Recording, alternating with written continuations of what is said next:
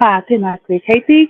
Tēnā koutou te whānau, ko hui hui mai nei tēnei ata, ko ai au, I te taho tōku pāpā, ko ngā tirangi, ngā te moerua, me te hekatu o ku hapū, ko ngā puhi nui toni te iwi, I te taho tōku māma, ko atu, rātou ko tōna rewa, ko taiti, ko mauke o ku motu, no tautoro hokianga me koki ārani Āhau.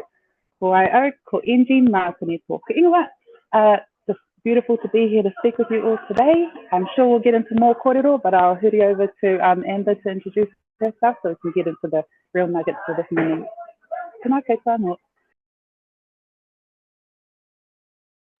Tēnā koutou katoa, ko Amber Tupuna Whenua, Hureo no Wairarapa, rātou ko hora whenua. So my name is Amber and I am currently living at the moment in the Wairarapa at a place called Waiohini Gorge, which is nestled in our maunga Tararoa and is right beside the Waiohini Awa. So I'm very, very lucky to live there.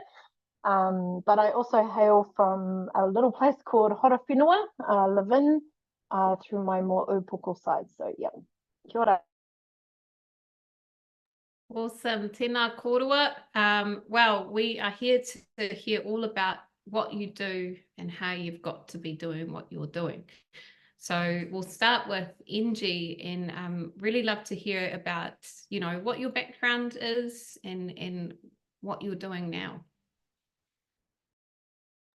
Yeah, absolutely.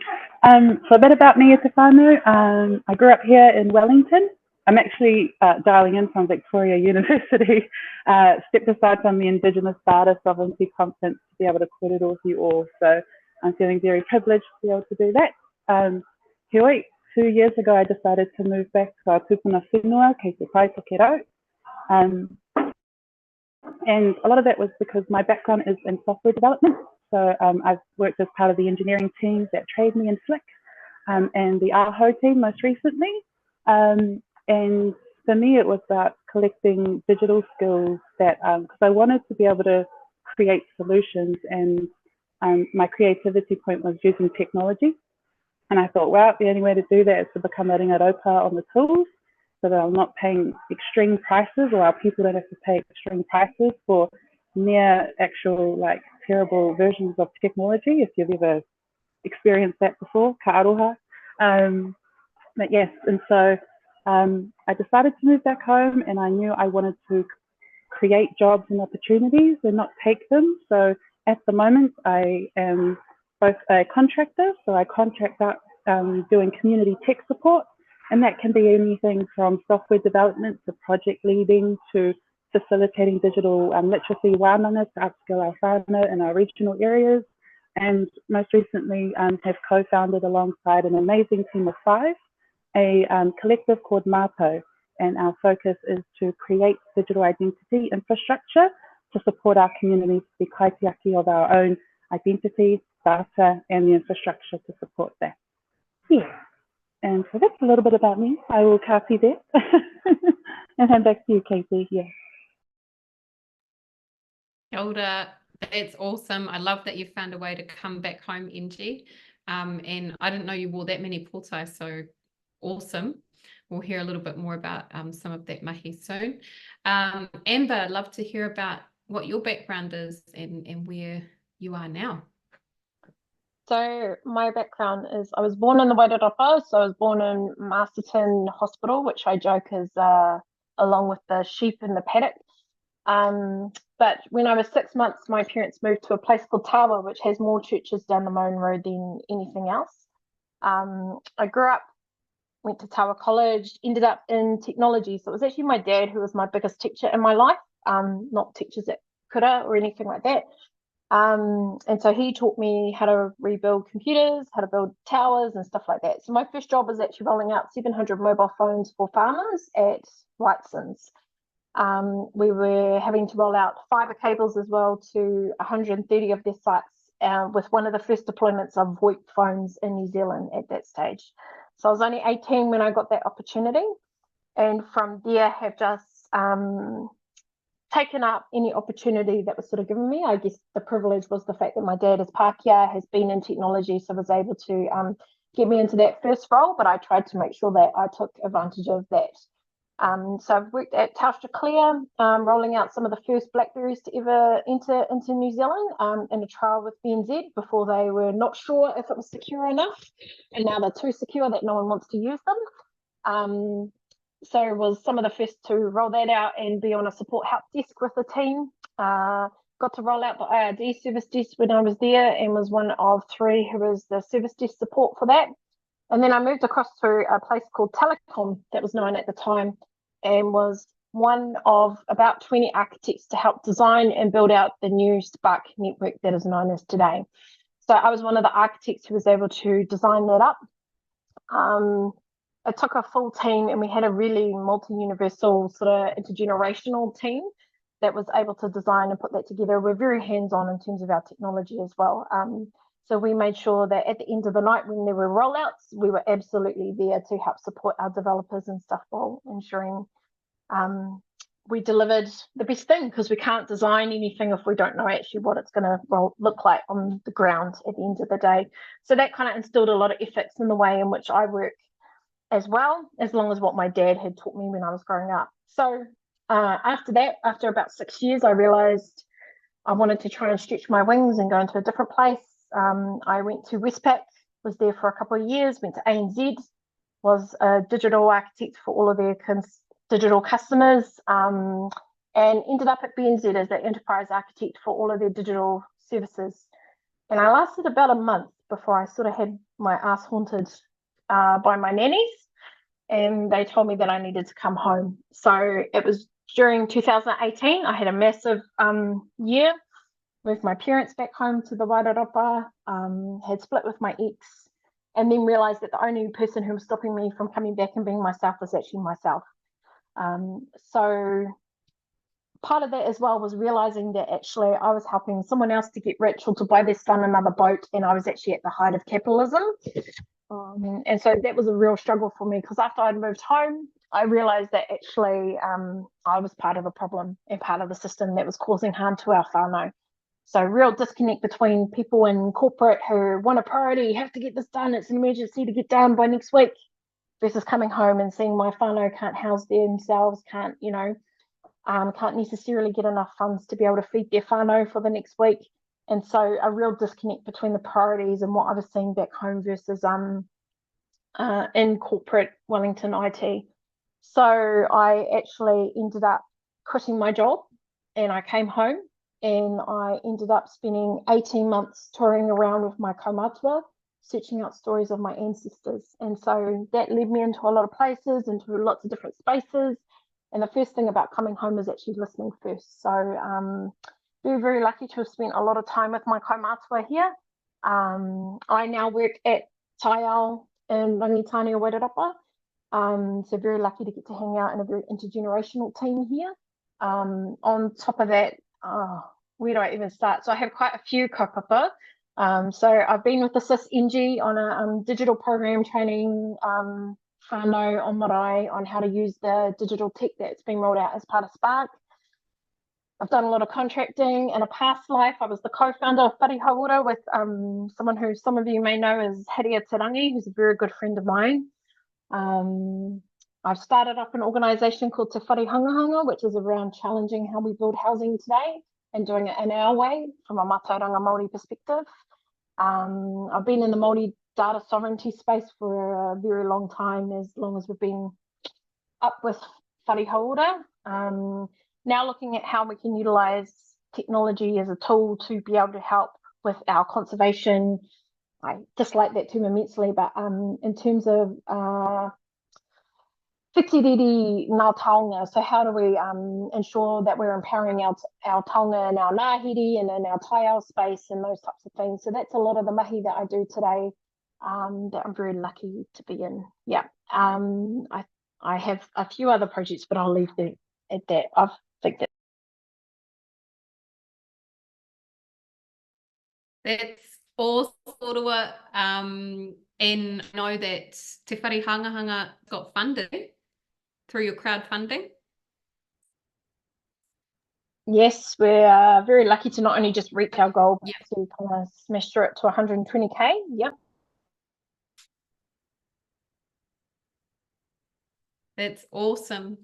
So I'm just going to switch actually to the audience partai as they come in. So we've got one from Kat, who has asked, what has been a few of your biggest obstacles and challenges you've experienced moving home from corporate companies? Engie, I'm going to start with you and then we'll go to Amber. Yeah, great question, sis. Thank you for that. So the biggest obstacles I have been through is actually, there's a thing I call an urban detox you need to be aware of, especially for any of our whānau who have grown up in the city. And as someone who is like that, the change in pace of life, the difference in the way our whānau engage and get mahi done, it starts off as a frustration if we don't, if we're not aware that there are some layers ourselves that we need to peel away, because our whānau in rural areas have a very different way that they keep connected versus when we're in the cities, and it's constant, you know. And so that's my first thing. The biggest obstacle I had to come over was the urban detox. So the slower pace, not being as close to whānau and friends who I grew up with, and like not having available to me the resources that I'm so used to having being in big urban centres. And the other thing I had to get used to was it's the pace of change. So what you've got to be prepared for is to hear 100 no's from our own communities, from our own whānau, before you get a yes. And it's going to be frustrating, and it is. Like the first year was a lot of that for me. But what I had to learn was actually I needed to spend the time listening rather than doing, and then balance that as more and more as my whānau got to know me more.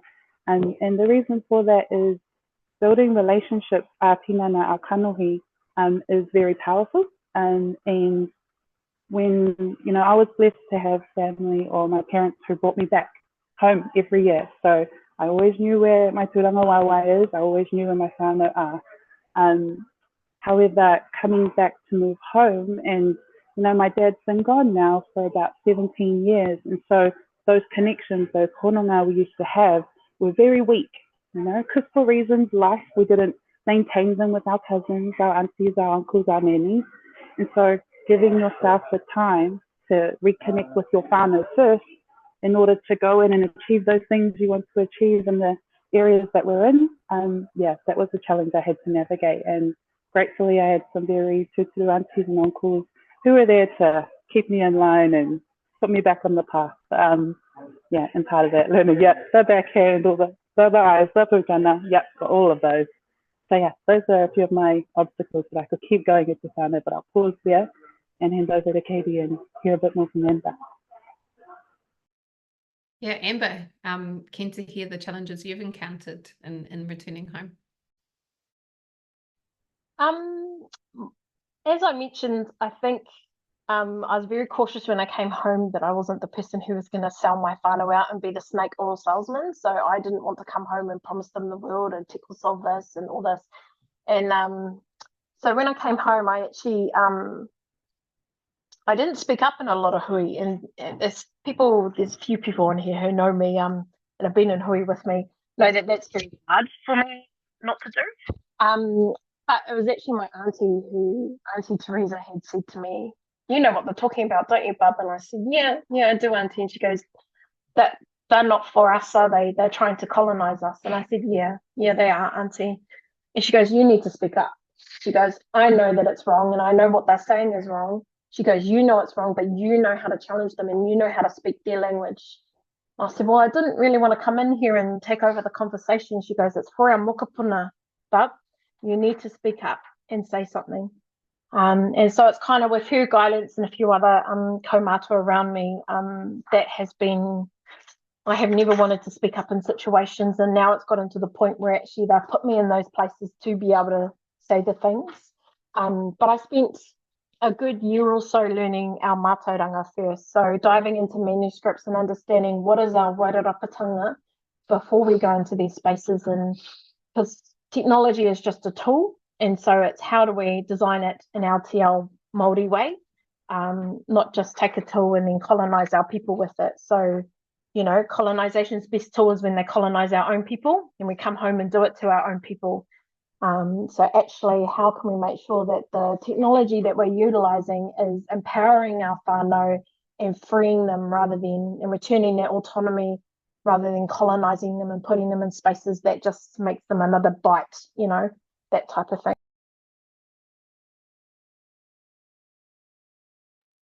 Awesome. Love this, whakaaro.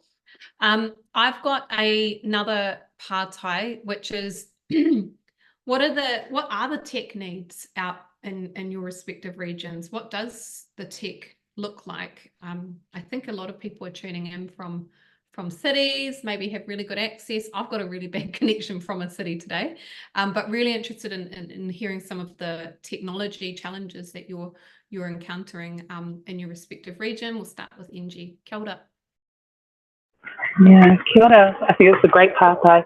And so just for our whānau who have joined us, the region I base myself in is in Te Tai Tokerau, and I say the region because although I'm staying in Tangiparoria, which is right between Whangarei and Dargaville, if you know Te Tai Tokerau, I travel pretty much from Whangarei all the way up to Kaikaia, wherever the need is.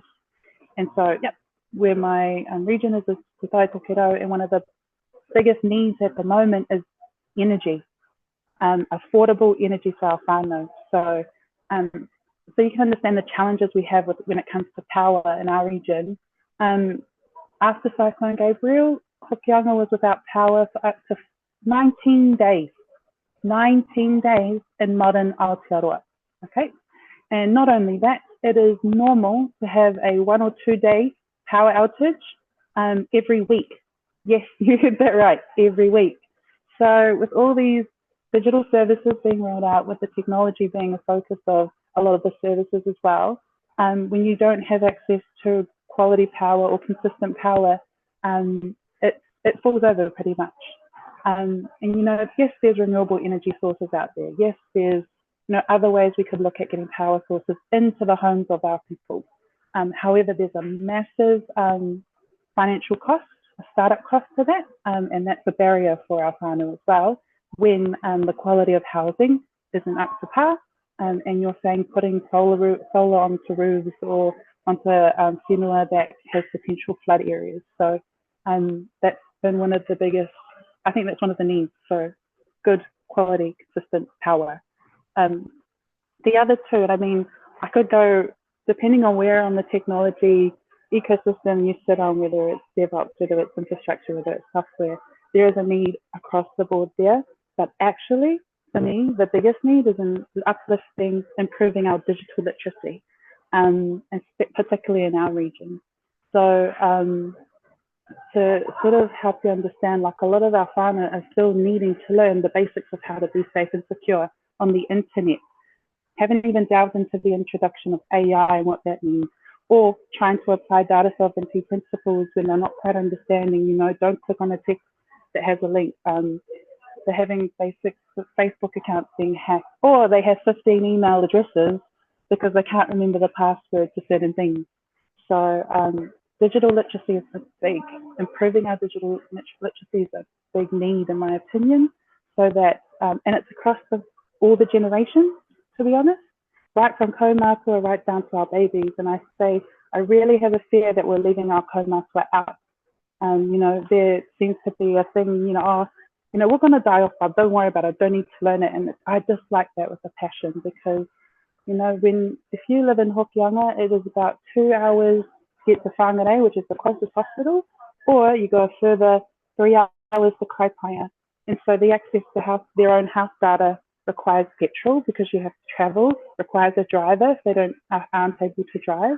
And so what we're doing is saying, potentially by not caring and teaching them how to use these systems, these services available online, is that when it's your time, kia koe, However, I'm like, nah, you're never too old. And if that's something I learned doing as Amber had mentioned, we travelled across Aotearoa teaching our marae trustees digital literacy. The eldest kaumātua we had in the room was an 85-year-old master.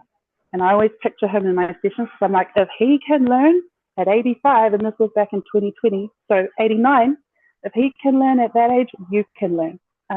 So yeah, technique, power, digital literacy.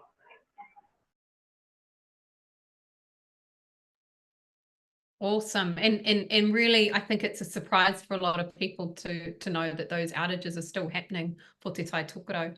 And yes, and the digital literacy side of things as well, in connection to health, and access to health services. Yeah, kia ora, Engie.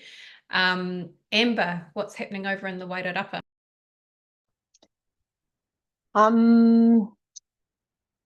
What was the question again? It's a big question, so the partais around what is the tech situation for your people on your whenua in the Wairarapa? Are there any challenges that you're seeing that might impact their ability to connect into tech? Yeah, I think I remember having this conversation at Internet New Zealand when we were debating whether the internet should be a human right. And I remember being in that conversation, and I just sat there going, but we have whānau that don't even have houses. We have whānau that don't even have running water. And like, I think the other thing as well is a bit of this colonial myth where because we're in urban, it's the better solution as well. And I think that's a really, that's something that we're taught when we're in these spaces. Because whakapapa is everything. That's the first thing you learn with your kaumātua. And so when I've sat down with my kaumātua and I've taken them through what digital tech is, and we were able to create a Mana Mātauranga a Hapū Strategy, which is a really beefed up Māori Data Sovereignty, that was done with unison with my kaumātua. So there's also kind of this colonial myth that our kaumātua just don't know tech as well. And so they might not be able to use a browser, but they understand the concepts and are able to do things. And I think some of our greatest technology innovations can be when we explain to our kaumātua sort of digital tech and break it down back to our mātauranga and our way of doing things in a blank paper, and then build it back up in our way of doing things. And that might be the Wairarapatanga or some other way, but at least we know that it stands on a firm foundation and a whakapapa of what we're doing. And it's in some of those ways that we find better tech actually out of it. So a lot of what happens is when people come to us with this great tech solution and they're trying to sell my aunties up with this new digital tech thing, don't worry about it, just sign away, it's only a monthly cost of this. That, yeah, actually we have to take it back to how we would do things and come out in our ways of doing things, I think is really important. I guess a bit like Engie, like we have power cuts where we are down the Wairarapa, so unless you're in the major cities, everywhere else has power cuts, and you know, people think that's cray-cray, but that's just the reality of where we are. And when we're returning back to our whenua, what that is. So part of Te Whare Hangahanga and when we went out and did a lot of conversations with our whānau was we actually have to build a whare that's its own resiliency, that we're decoupling our whānau from the ecosystems that harm them at the moment, that we're able to create our own ecosystems of healing for our whānau and resilience. So we're creating off-grid power, we're creating off-grid water solutions, all this because we can't just flush a toilet and forget and then know that it actually ends up in our awa. And so some of these where it's like consciously we're just forgetting the whakapapa of things. And so when we've rebuilt up Te Whare Hangahanga, it has made sure that everything within that whare has a whakapapa and that it doesn't harm papa tuanuku. And remembering that that is who we serve first, then our kaumātua and our mokopuna, and then it's us. And remembering that that triangle of who are we affecting is not us, it's, you know, or ourselves, it's a collective.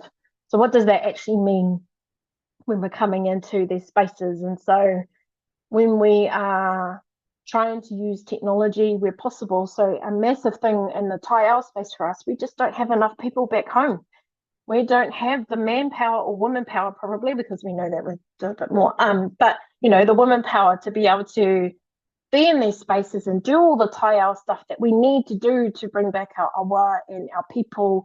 And so how can we utilize technology in that in a really empowering way, rather than just being another tool that we sign up for and those types of things. So I think I've sort of gone off on tangent, but that's what I have. That's a good tangent to go off on, Amber, and really good for Karo as well, because one of my next part-time was what needs to happen for more Māori to come home.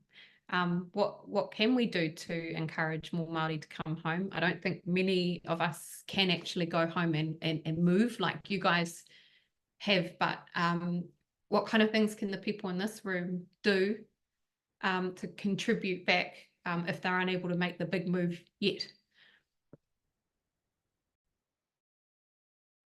Do you want to go first, or shall I? Amber, you go, and then Engie. Okay. My first thing is that if you can't make the move back, at least try and see if you can have trips back and find your kaumātua, find the people that you know, you just connect with. They will be there, and just have some conversations with them first, because understanding that mātauranga, I think, is really important. And being across some of the conversations, because there are people who are turning up with shiny sales, selling stuff to our whānau. And some of our whānau just don't understand what they're signing up for.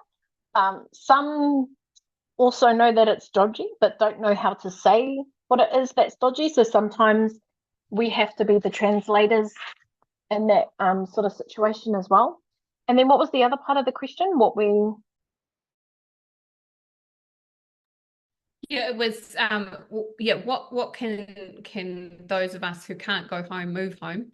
What can we do to positively contribute? I know you were saying man and woman power to tautoko with the taiao movement. Let us know your whakaaro on we've that. done in the taiao space here is I think it's also on our whānau back home to allow remote opportunities for our whānau to participate. So what we've done with some of the bat data stuff, so we have short-tail bats that we're slowly, well, I'll say councils are slowly realising that they actually still exist, because we've been telling them that for years.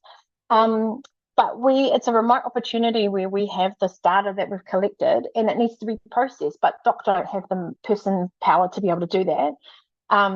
We don't necessarily have the person power to do that, but that's something we could train in whānau, and it doesn't actually have to happen on our whenua. And the cool thing about that is we can train whānau in our mātauranga, our maramataka while we're doing this, and they're able to process that data. So it's a little bit more mahi for us on the ground, but the cool thing about that is it's 20 other people that we can train and have that mātauranga, so that when they come home, they're already in that space, are already knowing about the maramataka and about what happens in terms of our bats. And so that's a really powerful thing when we're able to create remote opportunities for whānau before they come home. And just housing, we need housing back home, because housing that doesn't harm Papatūānuku, I'm going to say as well, because the intensification of housing creates 50% of waste going to landfill.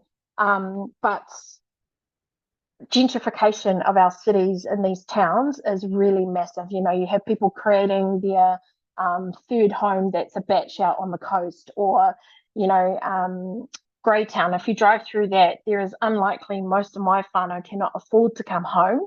And so what is spaces where we back home can create to allow whānau to come back, even if it's just to stay for a week. My partner is from Wanganui, up the Wanganui River, and so every time we go back up there, that's $115 a night to stay at a place, and that gets expensive after time when you're going back time and time again. So what are some spaces which we can create for whānau to be able to stay in, which just removes some of those barriers for whānau to come?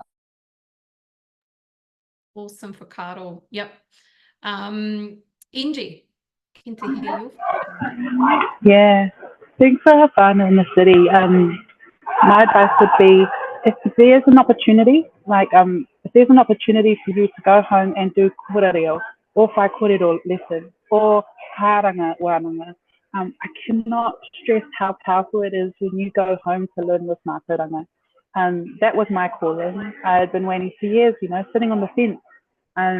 I'd been growing my technical career abilities, but it was that one wānanga back in 2019 November where I went back to my marae, stood there, learned the tikanga of kai karanga from our marae, and that hit home to me. I was just like, what are you doing, you know? So for me, that's my first piece of advice, would be like, if you have the chance and the means to, tinana, please go and join those wānanga from your people. The flip side to that is the second best, is, as Amber said, join them online. I know if if you were in my position, living here in Pōneke, my whānau being all the way a 14-hour drive at the time at the other end of the island,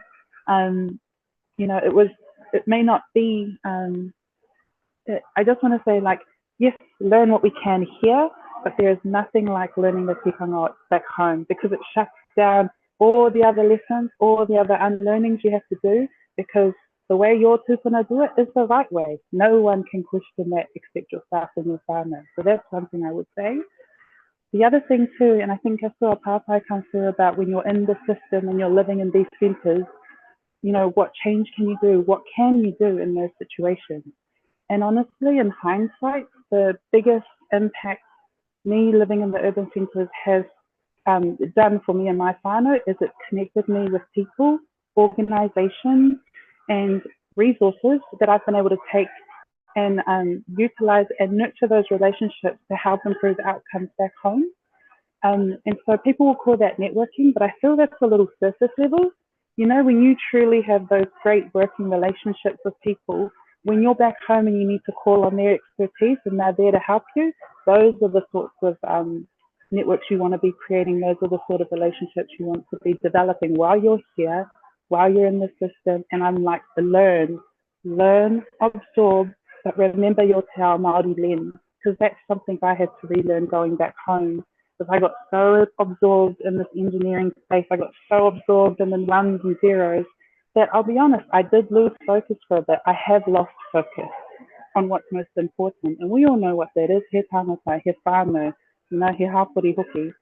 So when we lose track, and it will happen, you might be going through it now, it's just find those ways to ground. And for me, what worked was going back home.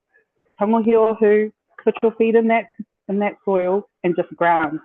Sounds wee wow, but I trust you. Trust me, it works. And if you can't get back home, jump into that moana, because it will just help clear away the gunk and help people you to know what's yours. It's what my aunties and uncles have taught me, and it's what put me in good stead when I go away from home.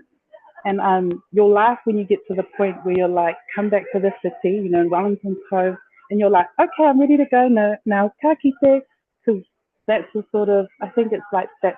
It might be an Engie phase thing, but I just wanted to share like the challenges and obstacles we've shared earlier have made it worth it. But yeah, sorry, I rambled a little bit there. I just want to recap it. Go back home for the wānanga and kurereo. Go back home for those. Second choice, join them remotely. Do what you can to create true, beautiful working relationships while you're here in the city, and be able to call on that expertise to create and improve outcomes and opportunities for back home as well. And if you need to reground, refocus, shift away all that yuckiness, again, jump into that moana, or when you do get back home, tangohi ohu and put those toes in the ground. Yeah, that's what I can really say. It's pretty basic, yeah. Oh, tautoko, the power of putting your feet into your own whenua is very powerful. And we actually had a kōrero in our team wānanga this morning about heading to the moana to have a bit of a refresh. So, yep, very healing, all of that. I have two pātai, and then, so one is from Sarah, and then the next one is from Wayne. From Sarah, it is, as I work with my hapū iwi pre-redress on our Mātauranga rangatiratanga huarahi, what are your strategies, or who do you recommend as a service for data consolidation of our trusts, etc., as we're lucky enough to also have whanaunga to build our sovereign platforms to hold that sovereign data?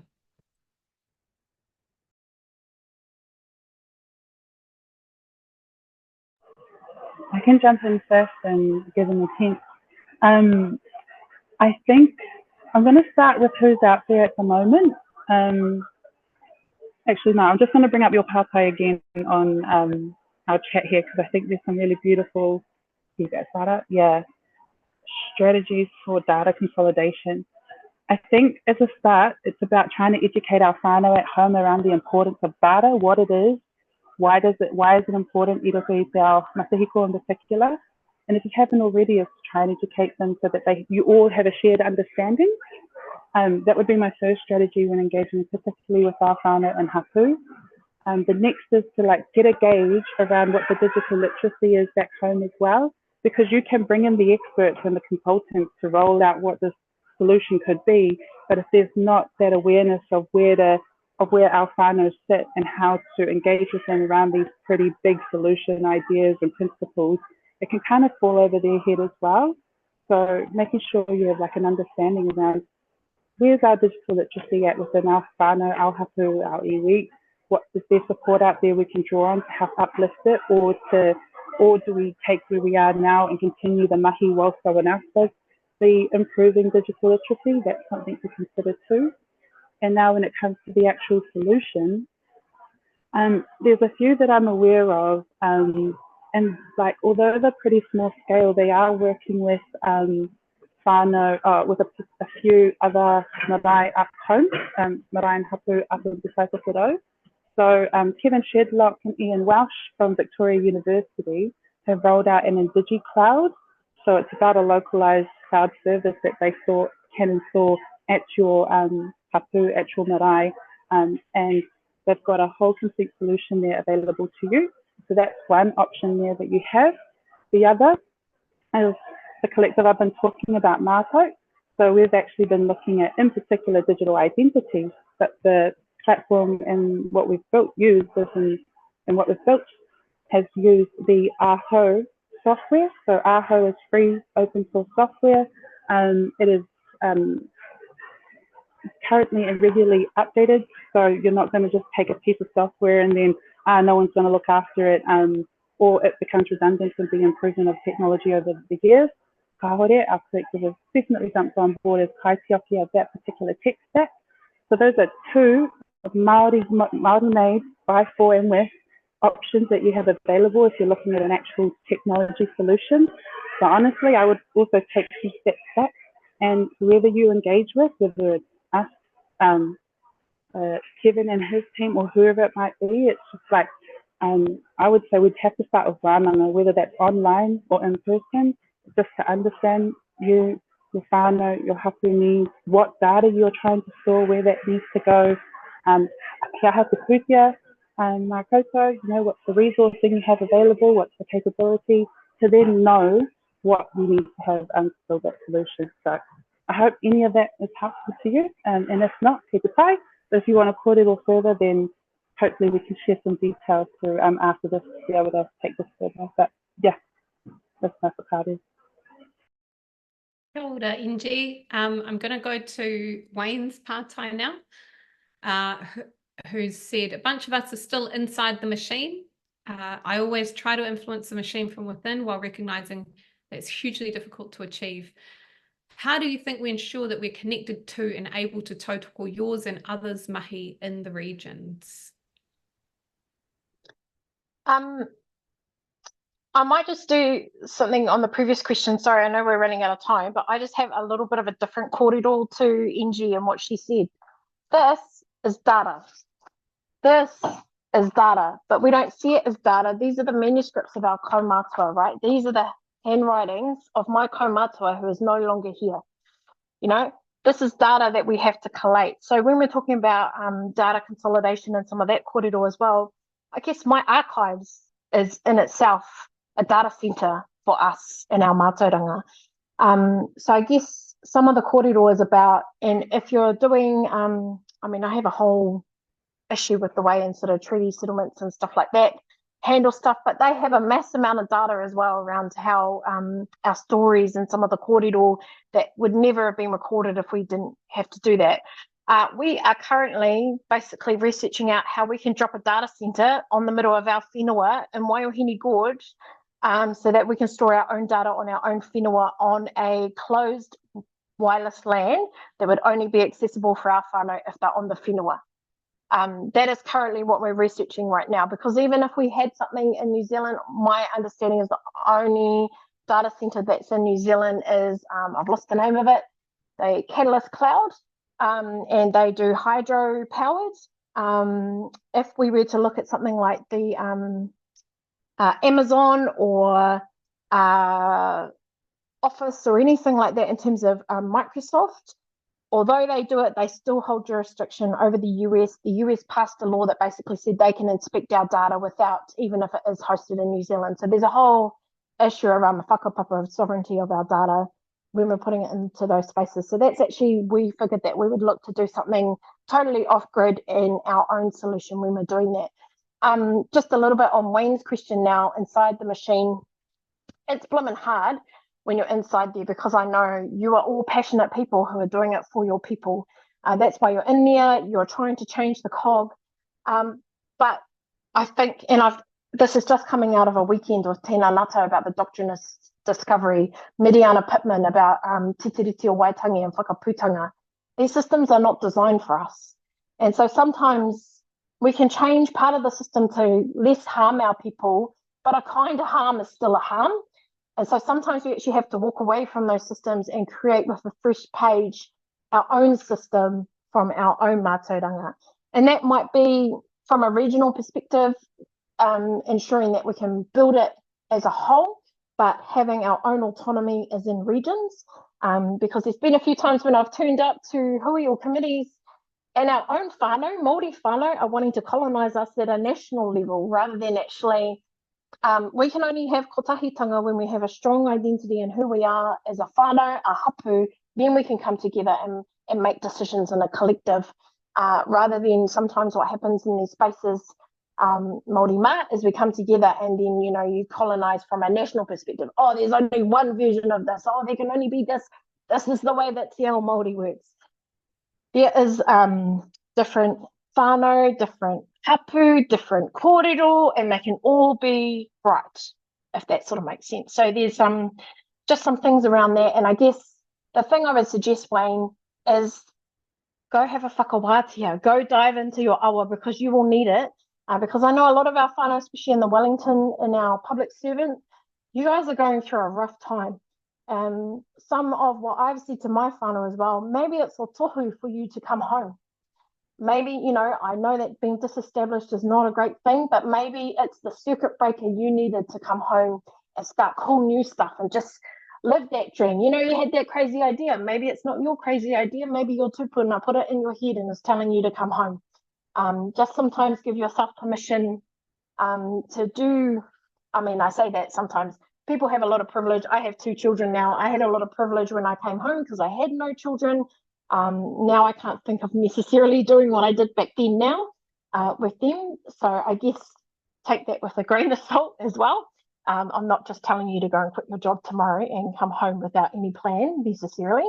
But, you know, if you need to be given permission because you've been thinking about it and it's been nagging at your head, this is your tohu. Kia ora, Amber. Awesome tohu there. Go home. Head home. And that's definitely been part of our discussions as well with our mahi. We've had virtually nothing to do with government since this new term's come in, and we've seen it as an opportunity to express our mana motuhake and separate rather than being close and reliant. So also we are at 12:49. Do either of you have any final things that you'd like to share with the hapori before we close off with karakia? Yeah, actually, I just wanted to maybe share some of the tactics I took to be able to move back home.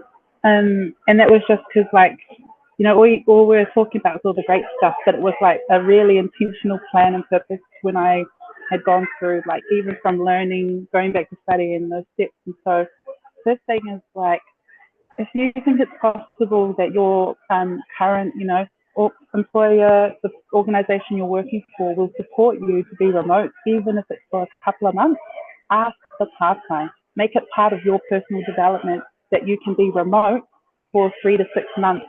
And, you know, it may not be tomorrow, it could be in a year's time, but that opportunity, that discussion I had with my manager when I was at Flick Electric and their engineering team at the time, meant that I was going home with a job, had to find a place to stay, of course, but that at least I wasn't actually needing to take jobs from our area. I was coming there with some. So that's something I thought I'd put out there, is like, make it part of your personal development. And if they support you, kei te kai, or if you're going into a new job, see if they'll be able to support you in that regard, just to help take off the financial burden potentially of what that move could mean for you and your whānau. The other thing too is if you're waiting for all the stars to align, for the red carpet to roll out, and then you'll do that hainga home, I can tell you now it ain't going to happen. And so, like Amber said, if the tohu was, if you've received the tohu, I think part of that journey is to have the courage to listen and take that first step, whatever that might look like for you. And so, coming back to how I navigated me going back home, it was supposed to be a 3-month break or away from the city. Then it went to 6 months. Then it went to a year, and then I quit my job by the end of that year, and I started contracting because I sort of had enough. And at the time, I still don't have any children. It was just me, so I know that's a very privileged position to be in.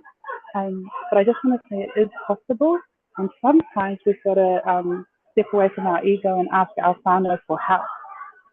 Because, I cannot stress enough, our skills, knowledge, and mātauranga ourselves are needed back home.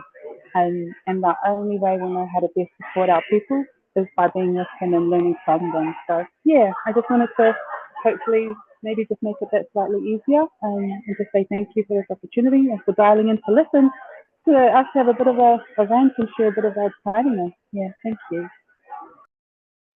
Kia ora, Engie. Awesome parting for karo for us to all sit on and think about not having the stars align, but taking an opportunity when it presents itself. Amber, any last words that you want to share with the hapori? One of these things is we were talking about Māori Data Sovereignty before, so I refer to this. We've written a document called Ka rero mai aroa e te pukunga, aroa e te horohora. And that is a line that comes from mō tiatia mō tūtiri moana. So for those that don't know, more tūtiri moana was our tupuna, our Hapū Ngāti Moi is named after his daughter at Papua. Tūtiri moana was the chief of Rangitato Pa, that's just around the corner from Wellington Airport. You can have a discussion on the history of that later if anyone wants to know. This is a motiatia, has 8 verses that was written by Tūhoto Ariki, who was a tohunga from great uncle of his nephew, Tūtiri Moana. And it's a motiatia that we chant when we are giving birth. So it's to instill the values of what a great leader would be into the pepe before they come. This is a document that has taken from just one line of that motiatia and written a whole strategy on our Māori data sovereignty. That data is just a tohu in the way in which we think we take into account our world, te ao Māori. That data is one part of the tohu, that we take tohu from the Wairua, that we take tohu from tai ao, tohu from, a whole bunch of things, and then we make a contextual decision based on that. So this whole document explains this. This was done in parallel with our kaumātua at Rangitane or Wairarapa. I guess sometimes will be the myth and the colonial myth that our mātauranga is meant to be left in books. This is a motiatia that was written well back then and can survive multi-generations to then create a Māori data sovereignty strategy. And so it's amazing with one line of that, what we can do. And let's imagine what we can do with all of the lines of our motiatia and where we will be. So the sooner we can all come home to do this research and to do this mahi, the sooner we're going to create the world that we're meant to live in. Kia ora, Amber. What a powerful way to finish our kōrero. Ka rere o mātou mihi nui ki a kōrua, I o kōrua mātauranga hohonu. And for the call to all of us to consider how we might be able to contribute our technological skills, our mātauranga, and back to our whenua and our tangata. I think you have a lot of inspired people in this hui. So ka nui te mihi ki a kōrua. Kia ora.